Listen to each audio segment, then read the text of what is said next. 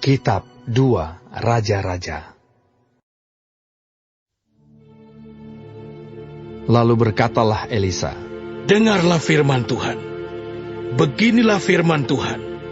Besok, kira-kira waktu ini, sesukat tepung yang terbaik akan berharga sesikal, dan 2 sukat jelai akan berharga sesikal di pintu gerbang Samaria."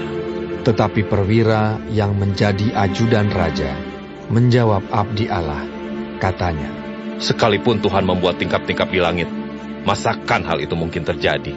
Jawab abdi Allah, "Sesungguhnya, engkau akan melihatnya dengan matamu sendiri, tetapi tidak akan makan apa-apa daripadanya." 4 orang yang sakit kusta ada di depan pintu gerbang. Berkatalah yang seorang kepada yang lain, "Mengapakah kita duduk-duduk di sini sampai mati? Jika kita berkata, baiklah kita masuk ke kota, padahal dalam kota ada kelaparan, kita akan mati di sana. Dan jika kita tinggal di sini, kita akan mati juga. Jadi sekarang, marilah kita menyeberang ke perkemahan tentara Aram. Jika mereka membiarkan kita hidup, kita akan hidup. Dan jika mereka mematikan kita, kita akan mati." Lalu pada waktu senja bangkitlah mereka masuk ke tempat perkemahan orang Aram. Tetapi ketika mereka sampai ke pinggir tempat perkemahan orang Aram itu, tampaklah tidak ada orang di sana. Sebab Tuhan telah membuat tentara Aram itu mendengar bunyi kereta, bunyi kuda, bunyi tentara yang besar, sehingga berkatalah yang seorang kepada yang lain, "Sesungguhnya Raja Israel telah mengubah raja-raja orang Het dan raja-raja orang Misraim melawan kita, supaya mereka menyerang kita." Karena itu bangkitlah mereka melarikan diri pada waktu senja dengan meninggalkan kemah dan kuda dan keledai mereka serta tempat perkemahan itu dengan begitu saja. Mereka melarikan diri menyelamatkan nyawanya. Ketika orang-orang yang sakit kusta itu sampai ke pinggir tempat perkemahan, masuklah mereka ke dalam sebuah kemah, lalu makan dan minum. Sesudah itu mereka mengangkut dari sana emas dan perak dan pakaian, kemudian pergilah mereka menyembunyikannya. Lalu datanglah mereka kembali, masuk ke dalam kemah yang lain, dan mengangkut juga barang-barang dari sana. Kemudian pergilah mereka menyembunyikannya. Lalu berkatalah yang seorang kepada yang lain, "Tidak patut yang kita lakukan ini. Hari ini ialah hari kabar baik, tetapi kita ini tinggal diam saja. Apabila kita menanti sampai terang pagi, maka hukuman akan menimpa kita. Jadi sekarang, marilah kita pergi menghadap untuk memberitahukan hal itu ke istana raja." Mereka pergi, lalu berseru kepada penunggu pintu gerbang kota dan menceritakan kepada orang-orang itu. Katanya, "Kami sudah masuk ke tempat perkemahan orang Aram, dan ternyata tidak ada orang di sana, dan tidak ada suara manusia kedengaran.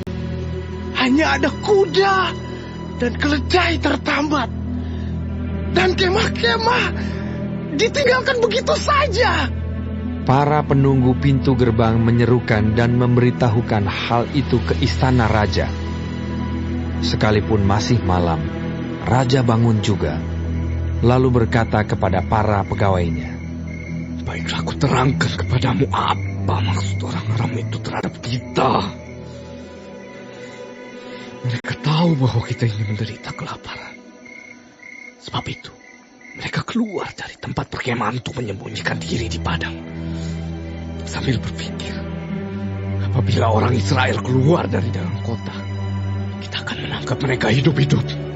Kemudian kita masuk ke dalam kota." Lalu salah seorang pegawainya menjawab, "Baiklah, kita ambil 5 ekor dari kuda yang masih tinggal di dalam kota ini. Tentulah keadaannya seperti seluruh khalayak ramai Israel. yang sudah habis mati itu. Biarlah kita suruh saja orang pergi, supaya kita lihat. Sesudah itu mereka mengambil 2 kereta kuda. Kemudian raja menyuruh mereka menyusul tentara Aram sambil berkata, Pergilah melihatnya. Lalu pergilah mereka menyusul orang-orang itu sampai ke sungai Yordan. Dan tampaklah seluruh jalan itu penuh dengan pakaian dan perkakas yang dilemparkan oleh orang Aram pada waktu mereka lari terburu-buru. Kemudian pulanglah suruhan-suruhan itu dan menceritakan hal itu kepada raja. Maka keluarlah penduduk kota itu menjarah tempat perkemahan orang Aram. Karena itu, sesukat tepung yang terbaik berharga sesikal, dan 2 sukat jelai berharga sesikal, sesuai dengan firman Tuhan.